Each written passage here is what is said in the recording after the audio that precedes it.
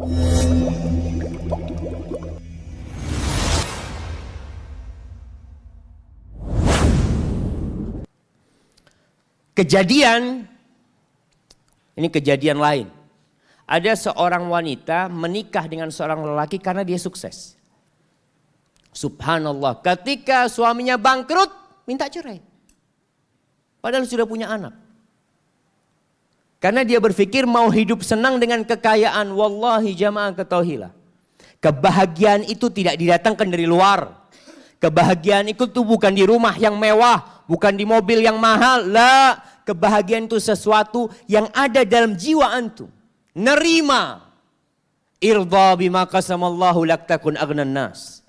Kata Nabi SAW, ridholah engkau dengan apa yang Allah berikan kepadamu, engkau akan jadi orang paling kaya, kata Nabi SAW.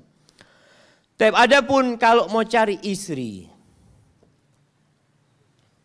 maka Rasul SAW mengatakan tungkahul mar'ali arba. Wanita itu dinikahin karena 4 hal. Nah, yang sudah menikah bisa sebutkan, anak kasih hadiah. Nah, yang sudah menikah, antum sudah nikah. Nah, berdiri. Karena kecantikannya.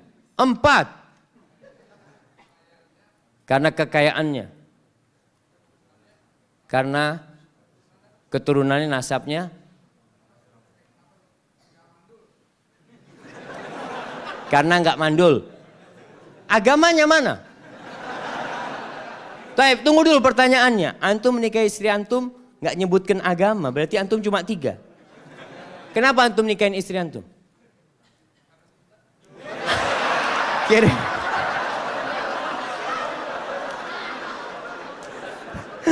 Masya Allah, Masya Allah. Ambil hadiahnya.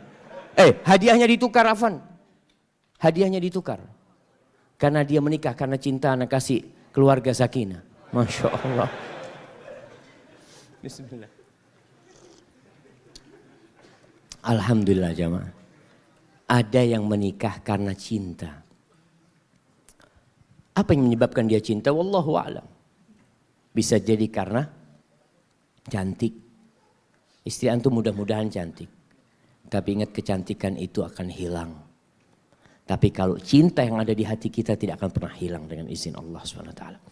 Kata Nabi SAW, tungkahul mar'atu li arba, limaliha, wa hasabiha, wa li jamaliha, wa li diniha.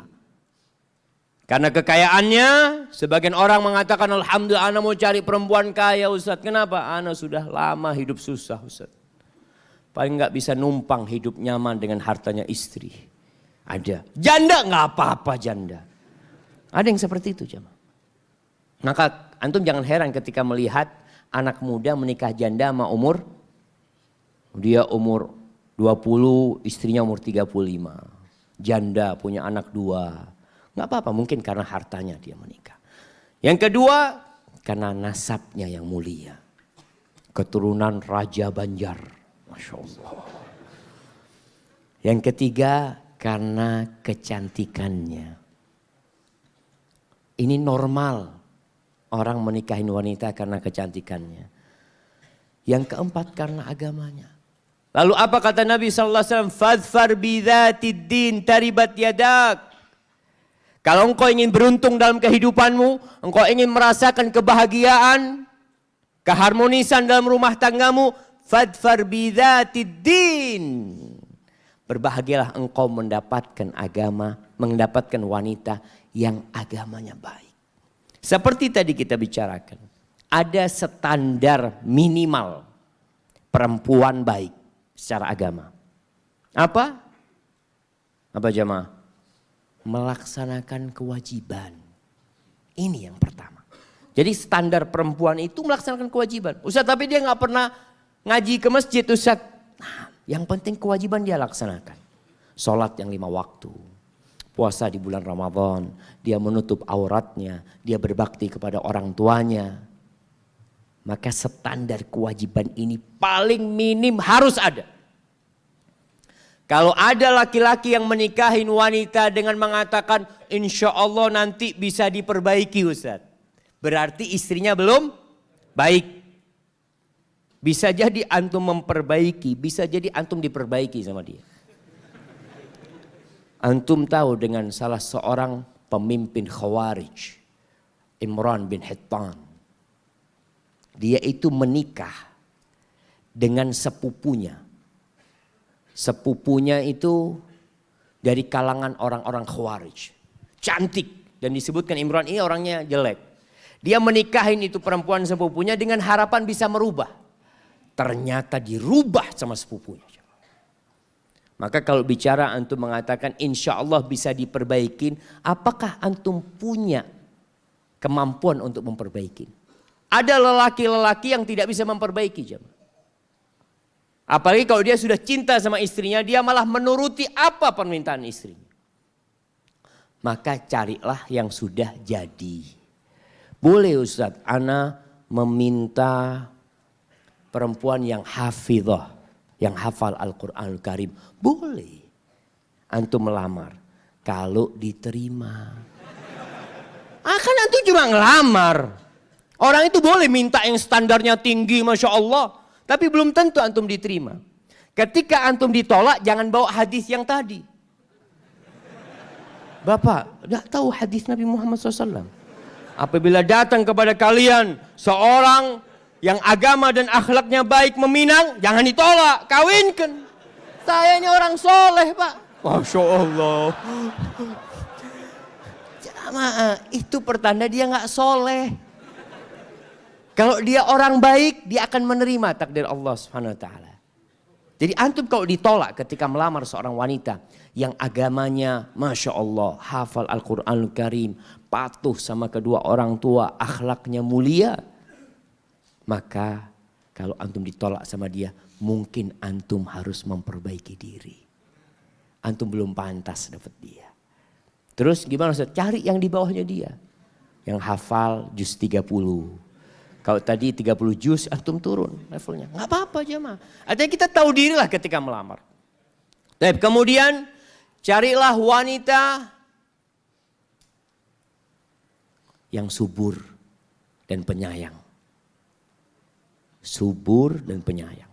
Kata Nabi SAW, tazawwajul wadud al-walud fa inni mukathir bikumul umam yaumal qiyamah. Nikahilah wanita-wanita yang wadud, yang penyayang. Walud, yang banyak anaknya. Masya Allah, ada perempuan yang subhanallah susah punya anak. Tapi ada yang perempuan Masya Allah, suaminya baru masuk rumah dia hamil. Ini Masya Allah. Jadi betul jamaah. Subur sampai anaknya subhanallah. Ada seorang ustadz di Bondoso, anaknya itu insya Allah 28, kalau enggak 27, 28. Dari satu istri. Subhanallah jemaah. Oh, Masya Allah, makanya berusahalah antum. Ketika mencari, memang mencari wanita yang siap punya anak banyak. Karena sekarang ada wanita-wanita subur tapi enggak siap punya anak banyak. Karena sudah rusak pemikiran dia. Dia berpikir, aduh 2 anak cukup. 2 anak cukup, laki perempuan, laki perempuan. Artinya 2 jenis. Tapi berapa ya terserah dikasih sama Allah, berapa. Ini yang perlu dikomunikasikan dengan calon istri juga. Ketika dia agamanya baik, insya Allah dia siap punya anak banyak. Banyak anak, banyak rezeki. Betul. Allah mengatakan nahnu narzuquhum wa iyyakum.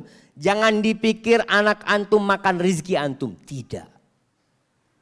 Jangan dipikir anak itu makan rezeki bapaknya. Buktinya antum mati, anak antum masih hidup. Berarti dia makan rezeki dia. Carilah wanita yang subur.